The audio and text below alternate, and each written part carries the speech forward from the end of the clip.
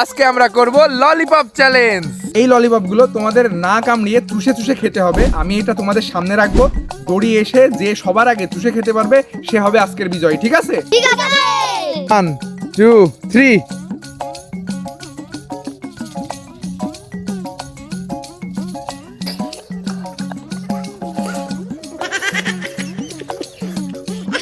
ভাঙা যাবে না, কিন্তু দাঁত দিয়ে কামড়ানো যাবে না, ঠিক আছে?